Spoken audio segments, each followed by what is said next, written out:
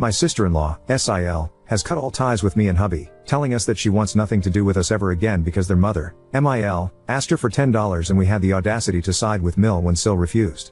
Sounds petty? It is. Sounds simple? Not exactly. For context, this story doesn't occur in the US.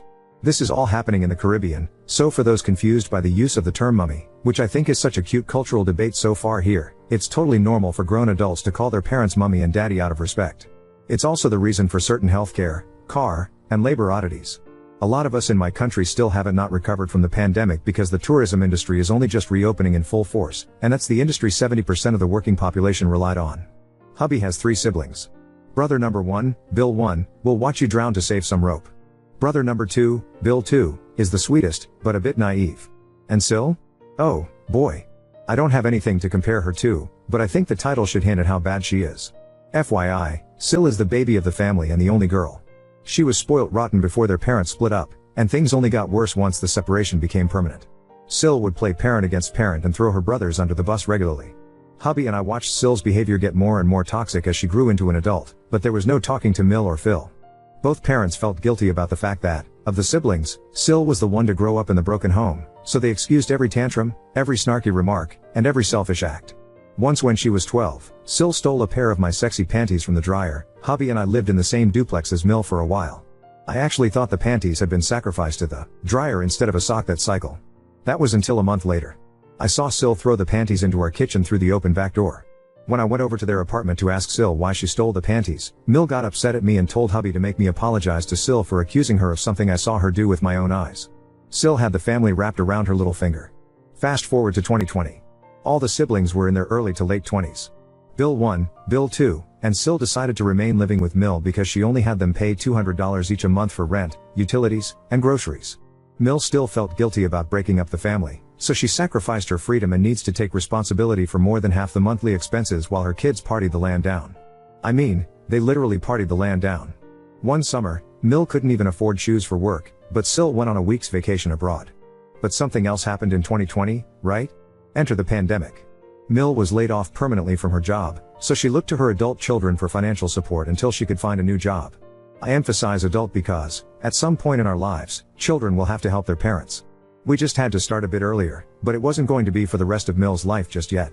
The 4 siblings just had to hold down the fort until Mil found a new job. Simple. Well, Bill 1 wasn't pleased, but he's reasonable once you get him to sit down and listen to sense. Bill 2 rolled with the punches. Sil, however? After 5 months, Sil moved out to live with her boyfriend without warning. All Sil said as she packed her things was, "I'm too young to take care of you, mummy. I have my own life to live." Never mind her Bill 1, Bill 2, and hubby were all chipping in equally. Apparently, Sil had been carrying the load all by herself, and she just had enough. She was so tired that Sil left her dog for Mil to take care of with no money. We were all eachless. Not only had Sil been living with Mil for almost 2 years paying practically nothing, but Mil called in a favor with a friend to get Sil a job right out of high school. Sil didn't even have to apply. What's worse, Mil, with the help of me and hubby, bought Sil a car with no expectation of ever being repaid, and you better believe Sil never offered to pay us back either. Without Mil's help, Sil would have had nothing, but Sil left Mil up shit creek without a paddle, and Mil lost her apartment. While hubby and his family have learned to take Sil's abuse with a stops and an eye roll, her boyfriend was no such sucker. Sil's boyfriend dumped her after a year, the saint. I'm surprised he held on that long, and told Sil to scram. And guess who she came bawling back to? Mil. And guess who took her in without a peep? Mil. I was disgusted. Because Sil had abandoned the family, Bill 1 had moved in with his girlfriend, and Bill 2 had been forced to find an apartment and take Mil in. Yet there Sil was, sleeping on Bill 2's couch. But I'm only the dill. I can't tell a mother how to handle her child. I tell hubby my thoughts, of course, but he's such a softie. He and Mil helped Sil find her own apartment, since Bill 2 couldn't accommodate Sil long term, and when she gets evicted after a year for being a brat to her landlord all the time, Mil and hubby helped Sil find another apartment. I even gave Sil $700 from my personal savings so that she could pay the deposit on the place. Now we're finally getting to the real story. So, we loaned Sil the $700 in the summer of 2022 with the expectation that she pay me back at least $100 a month. The operative word is expectation, but the reality was that Sil didn't pay us back at all. Every month, she had an excuse for hubby as to why she couldn't pay us the increments. Oh, I had to buy a new battery for my car. Oh, I had to go to the doctor, and it was so expensive. Oh, I had to buy a new battery for my car. Wait, didn't I say that? What about the battery already? Yep, Sil actually used that excuse twice. I had already resigned myself to the cold reality that I'd never get that $700 back. We're not well off by any means, hubby and I, but we're not stingy. If the family needs help, we help, but rarely do we receive any thanks or compensation. I've grown used to it, so when Sil slunked on paying us back, I didn't make a fuss. Yes, I knew she was splurging money on Shine every week and $20 lunches every day that she would flaunt in front of Mill, who was still without a job 2 years later because the economy got so bad, but what could I do? I was more upset that Sil would actually leave work every day to eat her $20 sushi bento box at Mill's place without ever offering Mill a bite, let alone a plate. But this is how the $10 debacle started. Mill was still living with Bill too, and Bill too was getting tired. See, even though the three brothers were equally supporting Mill until she got her life together again, Bill too had to live with her. That meant his social and romantic life had come to a halt. Not to mention he was responsible for Mill's pets and Sil's dog. Bill too had the added pressure of paying for extra utility use and the responsibility of transporting Mill and the pets around. Notice, I never said anything about Sil helping out. Well, that's because, in Sil's mind, she provided a different kind of support. Every purple moon, Sil would let Mill crash on her couch. No, she didn't let Mill live with her. She'd essentially invite Mill over for a sleepover every once in a while. Then the next day, Sil would ship Mill back to Bill 2's place. Never mind, Bill 2 was already taking care of Sil's dog. Never mind, Bill 2 already supported Mill financially and kept a roof over Mill's head. But the sad thing is that Mill adored her sleepovers with Sil. She looked forward to the mother-daughter time, even though we all knew that time was spent at home on the couch watching Netflix. Bill 2 wasn't pleased with the favoritism. Anyway, Mill was at Sil's apartment for one of the rare sleepovers, and she was strapped for cash. She needed toothpaste and dog food for the critters. So, Mill asked Sil for $10. Hubby and I found out because half an hour later, hubby got this phone call. Sil, hubby / something's gotta give with mummy. Hubby, what? Is mummy being stubborn about something? Sil, no. I just can't deal with her asking for money anymore. Hubby, okay, first of all, that's not what that expression means. Secondly, what do you mean? You don't support mummy financially. We boys do. Sil, excuse me? I do a lot for mummy, okay. Hubby, okay, whatever you say. What happened? Sil, honestly, hubby / I'm done. I can't deal with this anymore. Mummy's gonna break me.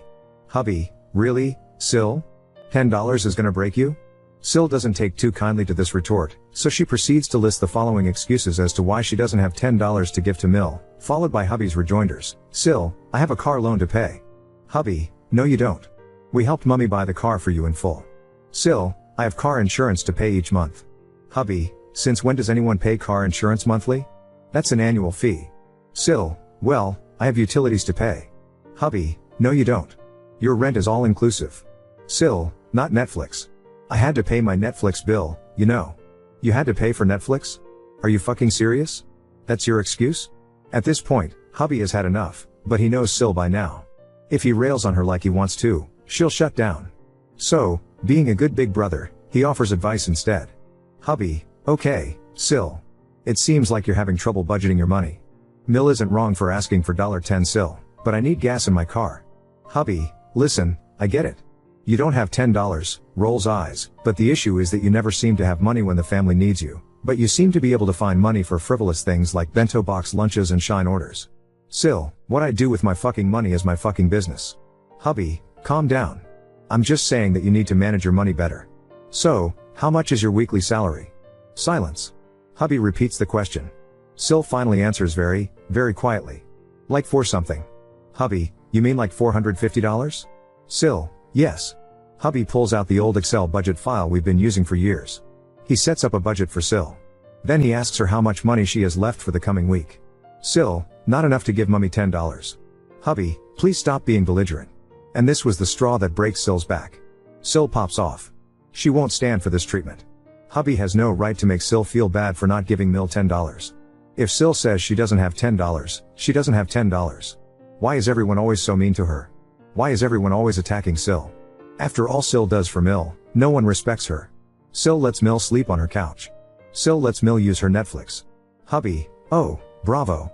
You let mummy sleep on your couch and soak up the internet your landlord pays for. Thanks to you, mummy doesn't have to sleep on the street tonight. Sil, you know what? Maybe she fucking should. I'm not the mother.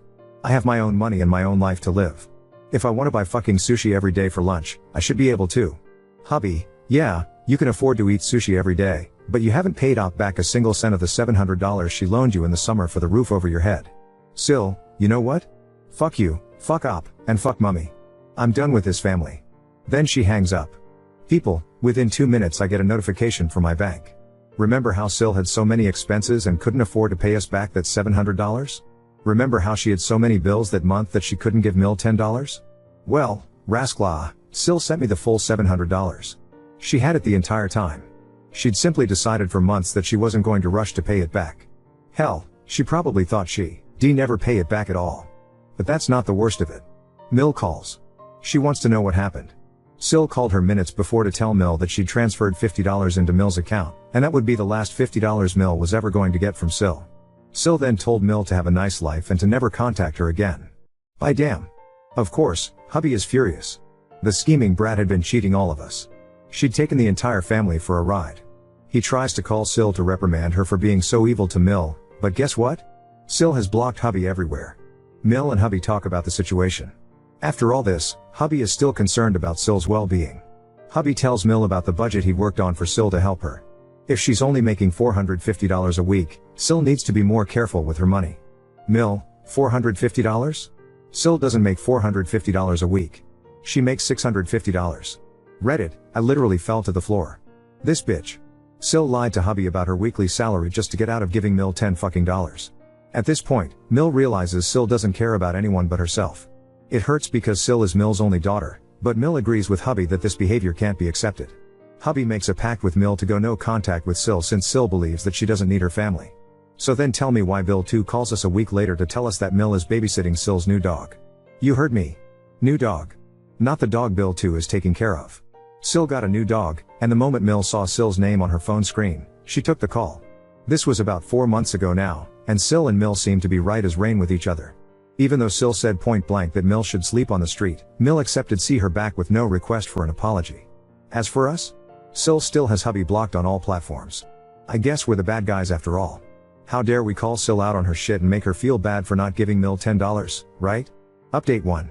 It has only been 9 months since hubby and I last spoke to Sil, which was when she blocked him after he told her she was an asshole for not lending their mother $10. It has been amazingly quiet and drama-free. Read about that shit here. Mill has found a great job and started legitimate therapy. Her whole life has turned around, and she has her own apartment and car again, and even friends. Mill and Phil finally finalized their divorce, and Phil seems to have gotten Sil in the split. Mill has little to no contact with Sil other than monthly check-ins via text. It's not what Mill wanted, but her therapist says it's for the best until Sil figures her shit out. Bill too has his space back to himself, and he's thriving in a better job. Hubby has finally learned to distance himself from his family's problems, so we've been enjoying the peace.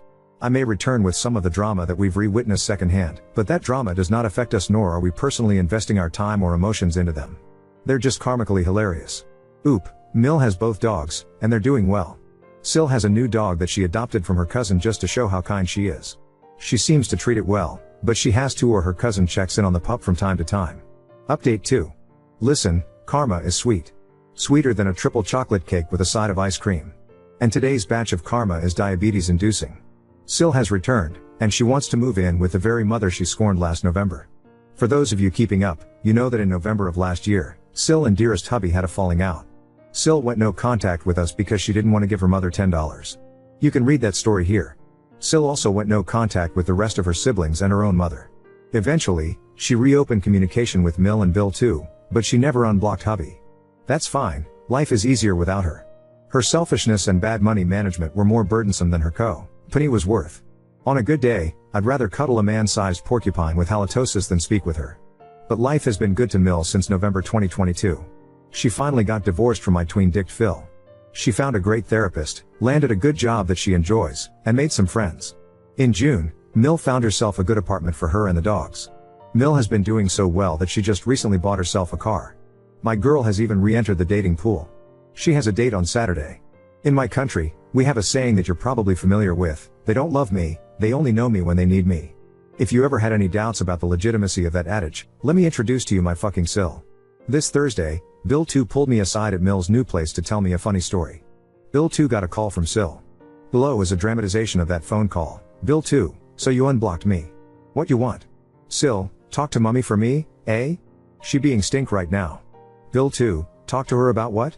Sil, I need to move in with her. Things tough, and I need some time to catch myself. But mummy said no. So, apparently, when Sil saw Mil's new apartment, which she did not help Mil move into, Sil realized that she had something to gain. From what she told Bill too, Sil can no longer afford her rent. She's behind on bills and can barely afford to take care of her new dog. Yes, Sil took several vacations over the last 2 years, and, yes, she did just come back from one such trip, but those vacations were necessary for her mental and emotional well-being.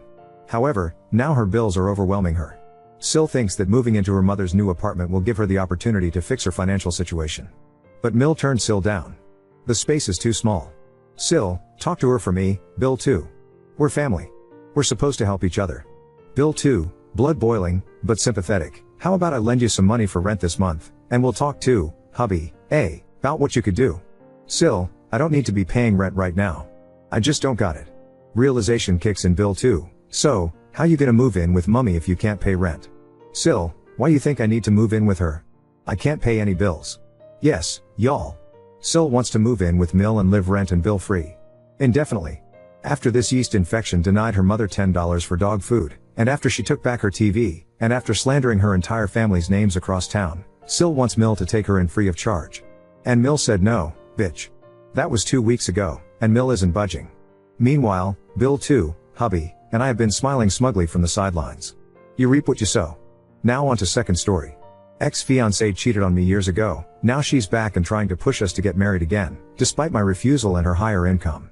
My ex-fiancée cheated on me when she went to USA for her MD 5 years ago. We live in India. Then she stated the reason that I wasn't earning enough and the person she found is much more compatible with her.